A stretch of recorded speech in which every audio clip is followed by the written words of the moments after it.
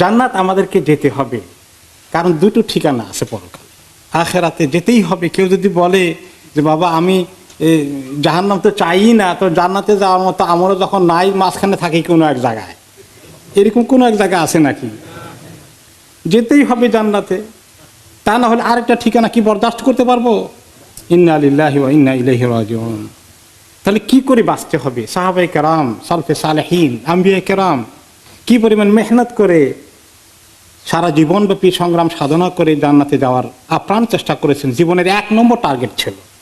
যতক্ষণ পর্যন্ত জান্নাতে যাওয়াটাই 1 নম্বর টার্গেট না হয়, 2 নম্বর টার্গেটে রেখে দেয় আর দুনিয়াটা 1 নম্বর হয়ে যায়, জান্নাত অনেক দূর থেকে যাবে। আসুন আমরা একদম টু দ্য পয়েন্টে কয়েকটি আমলে চলে যেতে চাই।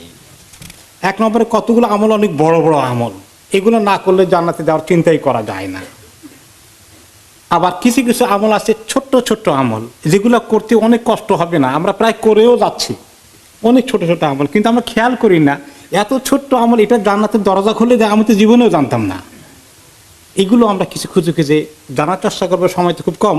1 নম্বর হচ্ছে যে মূল ইসলামের যে আমলগুলো আছে এগুলো আমাদের ইমানের পরে শুরু হয়ে যায়। সালাত, নামাজ, 5 ওয়াক্ত নামাজ নিয়মিত পড়া, ফরজ যাকাত আদায় করা, রমাদানের রোজাকে রাখা, এরপরে যাকাত আদায়, হজ আদায় করতে যাওয়া। এই প্রত্যেকটি আমলের কারণে আলাদা আলাদা জান্নাতের গেট থাকবে। যার নামাজ ঠিক মতো আমল করা হয়েছে তাকে জান্নাতের গেট দিয়ে, নামাজের গেট দিয়ে ঢাকা হবে। তার জন্য জান্নাতের সালাতে দরজা খোলা। যা ঠিক মতো যাকাত দেওয়া হয়েছে যাকাতের গেট দিয়ে তাকে ডাকা হবে। যিনি রমাদান রোজাগুলোকে ইহতিমামের সাথে পালন করেছেন তাকে, এবং আরও নফল রোজা রেখেছেন, তাকে ডাকা হবে বাবু সিয়াম দিয়ে, রাইয়ান দিয়ে। যার ঠিক মতো হজ আদায় করেছেন তাকে হজের গেট দিয়ে ডাকা হবে, সাদাকাতের গেট দিয়ে ডাকা হবে, যাকাত দিয়েছেন, সাদাকাত দিয়েছেন। এই হাদিস শুনে আবু বকর রাদিয়াল্লাহু তাআলা আনহু বললেন, ইয়া রাসূলুল্লাহ, যে জিহাদ করেছে জিহাদের গেট দিয়ে যাবে, এরকম অনেকগুলো আমল তিনি বললেন। তো বললেন, ইয়া রাসূলুল্লাহ, এমন কোনো লোক কি আছে যে তাকে সব গেট দিয়ে ডাকা হবে? তিনি বললেন, আছে, তুমি তাদের একজন হবা আমি আশা করছি। সুবহানাল্লাহ। এই জন্য একটা দুটো আমলকে বেছে নিয়ে সারা জীবন করলে হবে না। যত আমল এসেছে সবগুলো কিভাবে করা যায়, বেশি বেশি আমল কিভাবে জীবনে নিয়ে আসা যায়, সে লাইনে আমাদেরকে চেষ্টা করতে হবে শুনে শুনে।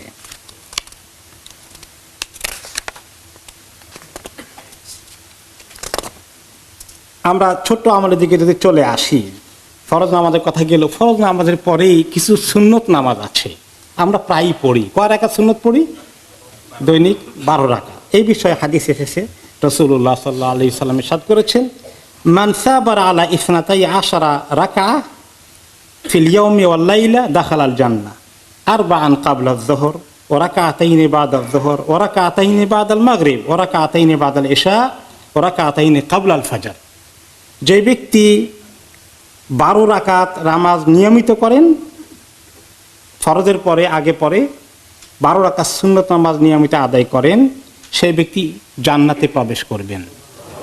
4 রাকাত জোহরের আগে, 2 রাকাত জোহরের পরে, মাগরিবের পরে 2 রাকাত, এশার পরে 2 রাকাত এবং ফজরের আগে 2 রাকাত।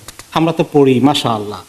এটা যখন পড়বো খেয়াল করবো কি জান্নাতে যারা আমল করছি, মনে রাখবো। এটা মনে রাখার মধ্যে, খেয়াল করে পড়ার মধ্যে আর বেখেয়ালে পড়ার মধ্যে অনেক পার্থক্য আছে।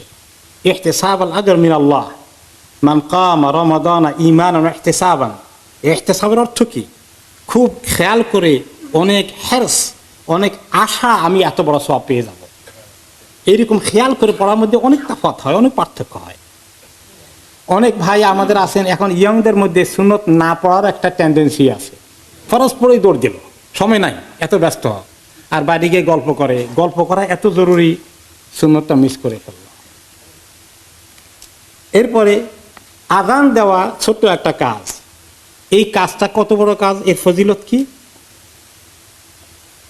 আবু হুরায়রা রাদিয়াল্লাহু আনহু বলেন, কুন্না মা রাসূলিল্লাহি সাল্লাল্লাহু আলাইহি ওয়াসাল্লাম ফাকামা বিলালুন ইউনাদি ফালাম্মা সাকাতা ক্বালা রাসূলুল্লাহি সাল্লাল্লাহু আলাইহি ওয়াসাল্লাম মান ক্বালা মিছলা হাযা ইয়াকিনান দাখালাল জান্নাহ। আবু হুরায়রা রাদিয়াল্লাহু আনহু বললেন, আমরা এক সময় নবী করিম সাল্লাল্লাহু আলাইহি ওয়াসাল্লামের সঙ্গে ছিলাম, আর আজান দেওয়া হলো। বেলাল রাদিয়াল্লাহু তাআলা আনহু উঠে আজান দিলেন। তিনি বললেন, যেই ব্যক্তি এই কথাগুলো এরকম করে বলে, মানে এভাবে আজান দেয় অথবা যিনি জবাব দেয়, দুটোই এখানে আসতে পারে। যেই ব্যক্তি এইভাবে আজান দেয় সেই ব্যক্তি জান্নাতে চলে যাবে। ঈমান ইয়াকিনের সাথে আজান দিলে জান্নাতে চলে যাবে। আর আরেকটি হাদিসে এসেছে, মান ক্বালা মিসলা মা ক্বালাল মুআজ্জিন, সুস্পষ্ট করে এসেছে, যেই ব্যক্তি মুআজ্জিন যা বলে সে অনুযায়ী উত্তর দেয়, আজানের জবাব দেয়, দাখালাল জান্নাহ, সে জান্নাতে প্রবেশ করবে। বলেন তো, আজান দিলে জান্নাতে যাওয়া যায়? কদিন চিন্তা করেছি। এখন কোনো জায়গায় মসজিদে মুয়াজ্জিন সাহেব আছে, কোনো জায়গায় যখন জমায়েত হয় লোকেরা ওয়াক্ত হয়ে গেল, আজান দেয়টা না কয়েকদিন এমনি জমাত করছে। আজান দিয়ে জমাত করা উচিত। আর আজান দিলে সওয়াবটা কেমন হবে? জান্নাতে যাওয়ার। ওখানে ডাকাডাকি করেন, কেউ আজান দিতে চায় না, শরম লাগে। হ্যাঁ, জান্নাতে যাইতে শরম লাগে, শরমের জন্য জান্নাত মিস করবো? সুবহানাল্লাহ। এরপরে জবাব দেওয়ার কাজটা, আমরা এত কথা বলি, এত গল্প করি, আমাদের এত জরুরি জিনিস, আমাদের ইসলামী প্রোগ্রামের কারণেও আমরা আজানে জবাব দিতে পারি না। আহারে, এত ইসলামের দরকার হয়ে গেছে, আমার জান্নাত মিস হয়ে যাচ্ছে, খবর নাই। ইসলামী প্রোগ্রামের সাথে সেখানে প্রোগ্রাম বন্ধ করে আজান শুনতে হবে। আবার কেউ কেউ বলে, সবাই কথা বলেন, খালি একজনের জবাব দেন তো সবার পক্ষ থেকে আদায় হয়ে যাবে। বাহ, সবার পক্ষ থেকে একজনের জান্নাতে যাক, এটা কেমন কথা? এই আমলের এরকম ইহতিমাম থাকতে হবে, গুরুত্ব থাকতে হবে, আগ্রহ থাকতে হবে। আমার জান্নাত মিস হয়ে যাচ্ছে, এটা মিস করা যাবে না। এই যে উজু করার কথা, কালিমা শাহাদার কথা মাওলানা সাহেব বলেছেন, এই কথা দেখে উজু করে এই দোয়াটা পড়ে আশহাদু আল্লা ইলাহা ইল্লাল্লাহ, তারপরে আশহাদু ওয়াহদাহু লা শারীকা লাহু ওয়া আশহাদু আন্না মুহাম্মাদান আবদুহু ওয়া রাসূলুহু আম্মা জাআলনি মিনাত তাওয়াবিন ওয়া জাআলনি মিনাল মুতাতাহহিরিন। জবাবটা কি, তার পুরস্কারটা কি? ফুতিহাত লাহু আবওয়াবুল জান্নাতিস সামানিয়া ইয়াদখুলু মিন আইয়িহা শাআ।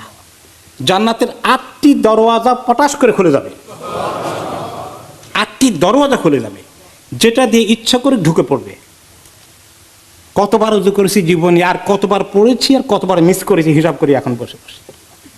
আফসোস করতে হবে কি না, যা মিস করেছি এখন থেকে আর ছাড়া যাবে?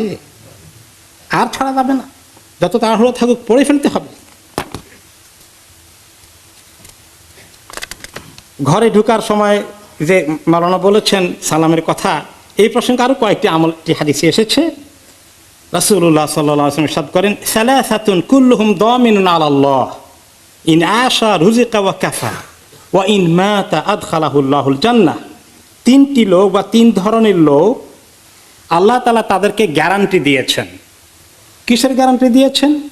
বেঁচে থাকলে তিনি তাদের রিজিকের জিম্মাদারি নেবেন, রিজিকের গ্যারান্টি দিয়েছেন, আর তিনি তার জন্য যথেষ্ট হয়ে যাবেন যে কোনো বিষয়ে।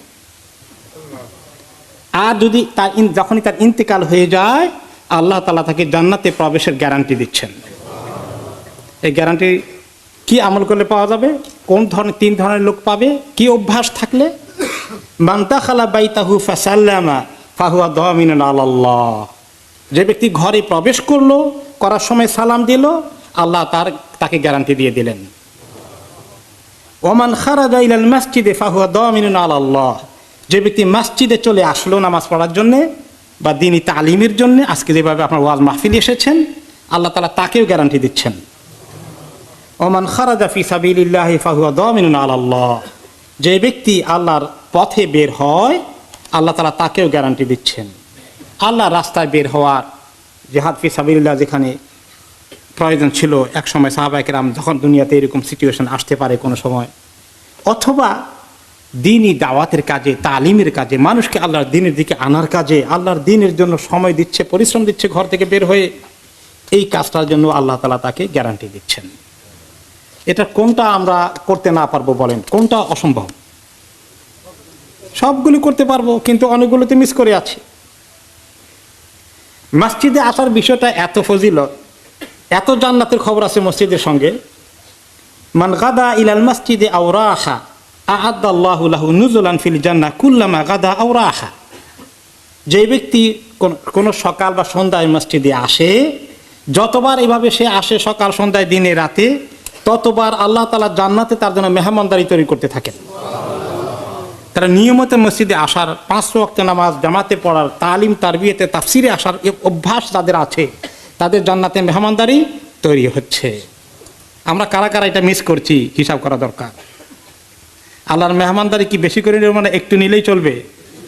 হ্যাঁ, ওযু করার পর 2 রাকাতের খবর এসেছে, আর আমি রিপিট করছি না। এরপরে আরেকটি নফল নামাজের মধ্যে আসে, মান সাল্লাত দুহা আরবান ও কাবলাল উলা আরবান বুনিয়া লাহু বাইতুন ফিল জান্নাহ। যে ব্যক্তি দোহার সময়, যেটাকে চাষতের কথা বলা হয় বাংলায়, উর্দুতে, ফার্সিতে, চাষতের 4 রাকাত নামাজ পড়েন এবং জোহরের আগে 4 রাকাত নামাজ পড়েন, তার জন্য জান্নাতে ঘর বানানো হয়।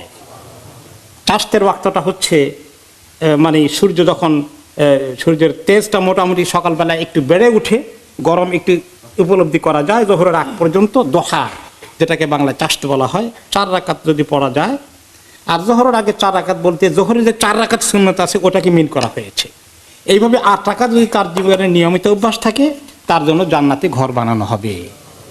তো জোহরের আগে 4 রাকাত তো মোটামুটি অভ্যাস আছে, তাই না?